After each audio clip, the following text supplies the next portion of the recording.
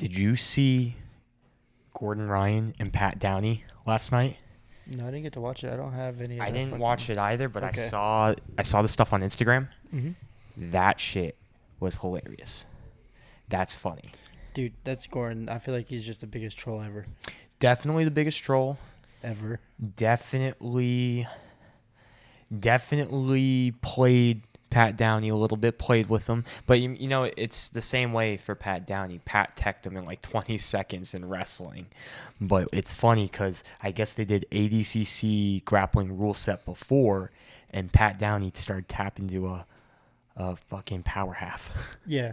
What? He said his shoulder was hurt. And then continues to wrestle. Right. Okay. And then he got on Instagram, was talking about how he's not going to jeopardize his Olympics for that match. So he would rather tap. He felt like his shoulder was hurt, and that was it. I totally get that, except you tap to a non-submission. You tap to a wrestling move, which you wouldn't have tapped in wrestling. I don't know what you would have done. I have an idea what he would have done because it's wrestling. I like Pat Downey, but it's one of those ones where every single time it comes to that moment where it's like to make the Olympic team, he loses to David Taylor. Or now Jaden Cox is... Well, no, Jaden Cox went up, but it's one of those ones where he's there, but he's not there. And Gordon Ryan's there for the jiu-jitsu portion, so... Fully there. But you can't expect that man to be as good as Gordon Ryan in fuck jiu-jitsu. no. Fuck no. It's not even close. Fuck no. Yeah. Not even close. They're light years apart. The games are totally different. So Totally in a different. sense, you respect Pat for doing what he does, but Gordon calls it. He knows what he's doing. He's literally playing with these people. And it's true. If he wanted to sub him quick, he could have subbed Pat whenever he wanted. Like, that's not the problem. Him subbing Not Pat's even. not a problem. But, yeah, that UFC last night was nuts. Megan Anderson with the KO. She flatlined Damn, that she chick. fought last night? Yeah, I she see, that sucks. flatlined Damn. her, bro. Really? Yeah, one punch right down the pipe, landed it. I think she went to go and ground and pounded to finish, but the ref called it. It was like, yeah, that was good. Homegirl wasn't trying to... She was trying to defend, but wasn't really trying to defend. That was it. That's fire. I've always liked Megan, even though she got her ass kicked the first time I really watched her. Well, the She came over post-fights... from Invicta. Invicta. Well, the post-fight, that's exactly what they were talking about. It's like, Megan came in from Invicta, having all of this, this hype behind her and all of this, I'm spacing out on the word. Or not even criteria, Well, but just her expectation. length and, She had so much everything. expectation that, it's one of those ones that just started to crumble and nothing was really seeming to fully work together 100% of the time, but it seems like it's now starting to click for her. She's looking good, so I guess that's to be expected, though. You come into the UFC, I don't care that you're in Invicta. You're talking about the UFC. well, Invicta is owned by UFC. I mean, I know they are, but when you talk best MMA, Yeah, you're right. talking UFC. Yeah, that's So so you're true. just like, UFC is king. And who'd she go against in the first fight? Yeah. She, Well, her and Felicia Spencer, the only ones that are on winning streaks at 145, so we'll see. Amanda Nunes is about either one, so we'll see. it's crazy when you talk about it, and then you're like, We'll see. they're so good, but wait, they still have to fight Amanda. So, And we know how good Amanda is. But we've seen some holes in Amanda's game. Amanda's lost. Everyone's human, so it's one of those. Hold on. Ghosty.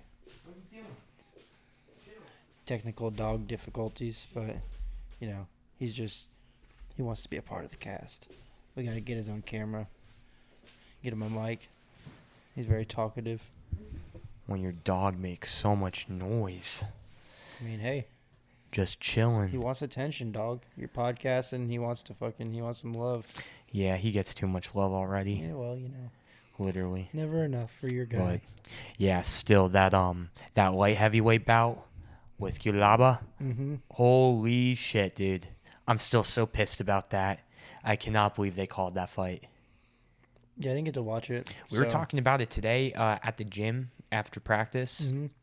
about some of those fights, but that was kind of the biggest one everyone was upset about. We wanted to see what was actually going to happen and go down, but the it is what it is. You can't be giving the ref this impression that you're knocked out on your feet like that, where he's wanting to call it. But I think it was But even or Anthony Smith that was talking about it. He was like, it don't even matter if you think he's out or not on his feet. He's still swinging. He's still fighting. Like, that's what they do. He never even went down. Like, he never got no, dropped. Like, nothing happened. wait, Like, can't and you you call still a time called it. too? Like, can't the ref call a time? Only time if it's within the rules of like getting hit below the belt or a mouthpiece falling out or getting poked in the eye or a doctor stoppage. But because he stopped it right there So in the even middle if- of them standing. So even if he looks dizzy, he can't time and just say Nope. he wants to check him. Nope. Because it's kind of the thing with boxing, with that 8 count, getting knocked down, coming back up, and just that constant. You keep getting hit, the accumulation of still getting punched in the face and the head, getting dropped, coming back up, getting dropped, getting back up. When you're already in a traumatic event, your brain's already under attack, and it's got potential swelling. That's why a lot of boxers die, where even though UFC or MMA, it looks a little bit more brutal, where they'll still attack them even on the ground, or if they get dropped or something, or they get knocked out, they'll still take like one more hit. That's still a lot better than taking an extra 100, 200. Right. So. Well, I mean, and playing possum has been a thing for a long time. Mm-hmm. Just like that is. Well, that's so true, because I remember literally there was a guy that literally played possum. He got tagged and then literally acted like he got tagged. Dude ran right in on him. And nope, I'm not. I'm good. Just Popped drilled him him and knocked him the fuck out. He flatlined him after that. So it's one of those like. So what about that? So you're just gonna call this one where even everyone outside of it watching could tell he was kind of faking. He was shaking himself. And homeboy that played possum was like curled over against the ropes. Or if you're talking about the one I'm talking about, I'm talking about one in boxing, and the dude was like curled over in the ropes, acting like he was hurt, and the man came down and I have no idea. Cracked him. I mean, I'm not surprised. But that's what I'm saying. I'm sure there's multiple cases of that. I mean, that's a big thing though in boxing, is playing off the fence. Yeah. Roy Jones, that was something he always did. He would back himself right up and just pop you. But just to act hurt, so you just come in with your hands down, and then you just get drilled. Yeah, I wouldn't want to see Gordon and Mikey. Like, if it was in a gi, all right, Mikey may have a shot.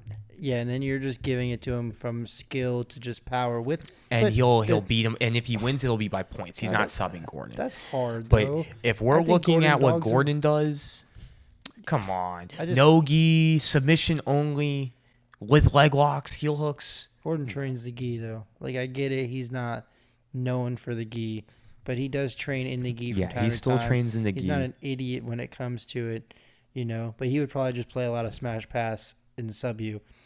Instead of playing like lapels or, any of that spiders, any of that. He's just going to try to pass and just get to the back and choke. Well, he has no need to play that. Well, that's what he did with IBJJF no-gi. Mm-hmm. I mean, he can still do the rule set. I still think he would smash him even in the rule set. It's one of those ones where Mikey is literally just 100% gi for the most part, and Gordon's like pretty much 100% no gi. And based on what they practice and do, I'm not saying the Berimbolo cannot be done in no-gi, but it's not nearly as effective because you don't have as much leverage or grips and control. It's totally different. You can turn into a crab ride or turn into a scramble, or enter like a matrix type of deal, but it's not one of those ones that is going to really favor Mikey going into a no-gi match with